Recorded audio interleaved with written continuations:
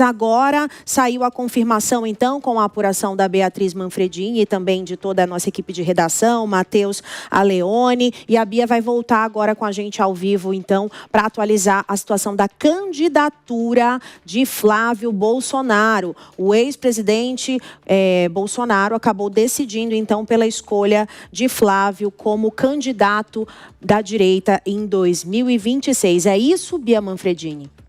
É isso, Márcia. Lembrando que quem passou esse recado, quem está passando até o momento... Aliás, acabo de receber a informação de que eu posso dizer quem me confirmou. O próprio presidente do PL, Valdemar Costa Neto. Estou falando com ele aqui nesse momento. E ele me diz, então, o seguinte, abre aspas, olha, confirmado. Flávio me disse que o nosso capitão ratificou sua candidatura. Bolsonaro falou... Está falado, estamos juntos. Então, a informação do presidente do PL, Valdemar Costa Neto, acaba de chegar em primeira mão aqui para a gente, em tempo real, na Jovem Pan. Essa informação, então, essa fala de Valdemar Costa Neto, ela diz o seguinte, e acho que vale. Olha, Flávio me disse. Então, foi o próprio Flávio Bolsonaro que comunicou o presidente Valdemar Costa Neto, o presidente do PL, dessa decisão do pai dele, o ex-presidente. Então, a gente tem Flávio, que estava muito interessado em uma candidatura, agora se manifestando.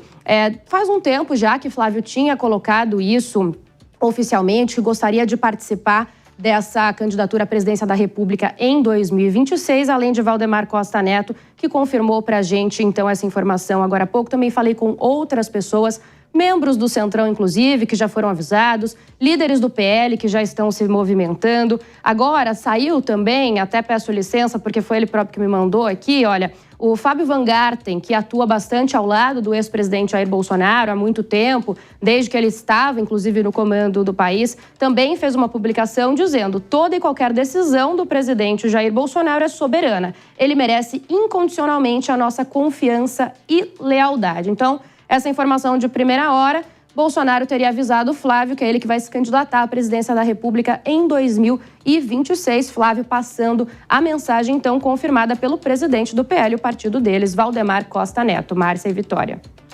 Bia, fica uma dúvida agora no ar. Quem seria o vice Beatriz Manfredini? Será que Tarcísio não ia arriscar deixar uma candidatura certa aqui em São Paulo, por exemplo, a uma reeleição ao governo, para ser vice?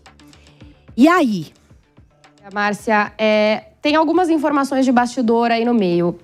A relação de Tarcísio aqui em São Paulo, a aprovação dele é muito boa. Por isso, sempre o governador disse, né, que estava focado aqui em São Paulo, focado na reeleição, sempre com esse cuidado, até porque a expectativa, eu estou falando dessa confirmação que veio agora literalmente do nada, eu falo do nada porque a expectativa de todo mundo, dos líderes da direita em São Paulo, de modo geral, líderes do Centrão, era de uma decisão mais para o início do ano que vem. Inclusive, Tarcísio disse nas últimas semanas, e eu trouxe aqui, que a direita ia se juntar, ia fazer um plano, um projeto de Brasil pensado e que seria divulgado ainda lá em fevereiro, março. Ele chegou a dizer isso algumas vezes. Existem informações que circulam nos bastidores de pessoas próximas ao governador Tarcísio de Freitas de que a primeira opção dele não seria concorrer como vice e nem concorrer em uma chapa com o nome Bolsonaro, porque Tarcísio acredita que ele mesmo já carrega o apoio desse lado do ex-presidente Jair Bolsonaro, portanto de bolsonaristas, e daí aqueles cálculos que eu trouxe aqui de que Zema, governador de Minas Gerais, poderia fazer sentido, justamente porque é um colégio eleitoral grande, o segundo maior do país. Então, tudo isso em jogo. O fato é que aqui em São Paulo, a leitura interna é que Tarcísio de Freitas tem uma eleição praticamente na mão. Ele tem muitos bons índices de aprovação, pontua bem nas pesquisas de intenção de voto. Claro que tem muito tempo ainda para a eleição, a gente está falando em dezembro, mas a gente está pensando em outubro do ano que vem, muita água pode rolar, mas hoje esse é o cenário. Tarcísio tem um cenário muito favorável e bastante bom para ele aqui no estado de São Paulo. E inicialmente não tinha desejo de concorrer como vice e nem com um Bolsonaro na chapa, por acreditar que ele já tem, então, esse apoio bolsonarista por tabela, porque sempre foi muito ligado ao ex-presidente. Mas volto ao foco, né? Essa é uma fala de Flávio mesmo, Flávio comunicando, então, que o pai teria chancelado essa candidatura dele à presidência da República, e Tarcísio sempre foi claro, eu também sempre disse isso aqui, nos bastidores ele sempre usou a palavra missão. Sempre disse que o desejo dele é permanecer em São Paulo, era ficar aqui, continuar os projetos dele no Palácio dos Bandeirantes até o fim de um provável possível segundo mandato, e que aceitaria participar de uma corrida nacional se essa fosse uma missão, um chamado. Então, tenho certeza que com uma fala dessa, o posicionamento de Tarcísio vai ser algo no sentido: não fui chamado, outras pessoas foram escolhidas para a missão, volto e continuo focado no estado de São Paulo. É isso que eu vejo, Márcia. Bia, antes da gente passar para os nossos analistas, eu tenho mais uma pergunta.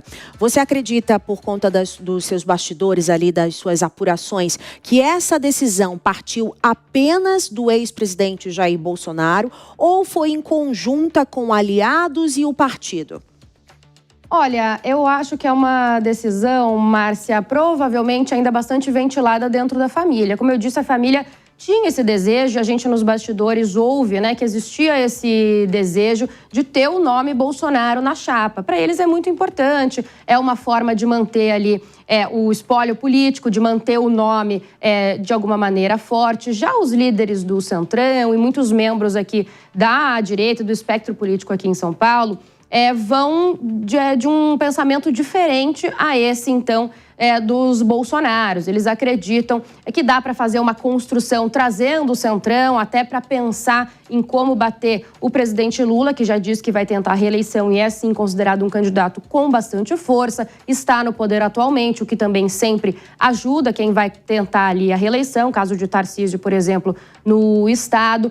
O que eu já ouvi é que o Centrão já está sabendo dessa chancela de Bolsonaro a Flávio e começa a se movimentar. Claro que aí começam a surgir negociações. Um candidato a vice, será que entra? Será que não?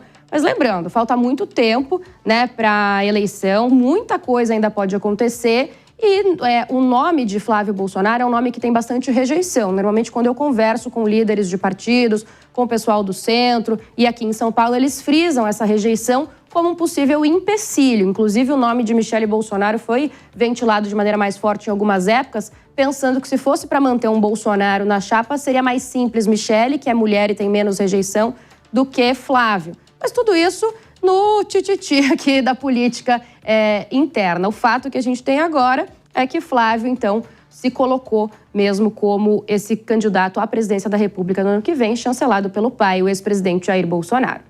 Já está no nosso site, então, jovempannews.com.br, já subiu a reportagem, já está subindo a coluna da Bia. A gente está trabalhando a todo vapor aqui nessa sexta-feira de dezembro, o ano acabando, mas a gente trabalhando bastante, a política se movimentando. Inclusive, vamos chamar os nossos analistas novamente, então, a Cássio Miranda e Luiz Augusto Durso.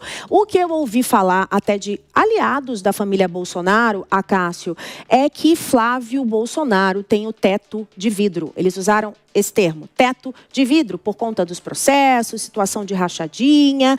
E como a Beatriz Manfredini trouxe agora, a rejeição de Flávio Bolsonaro ainda é muito grande, até de alguns bolsonaristas, até da ala aliada.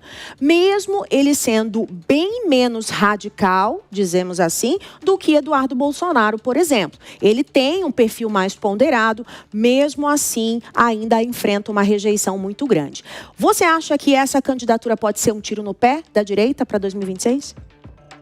Márcia, disse anteriormente e reitero, acho que é o pior cenário possível para a direita e para a oposição em 2026. Primeiro porque, você bem disse, Flávio, dentro do clã Bolsonaro, é aquele mais próximo à política. O que para uma parcela o torna mais palatável, mas para aqueles mais radicais, isso o torna quase como alguém não Bolsonaro, se é que isso é possível.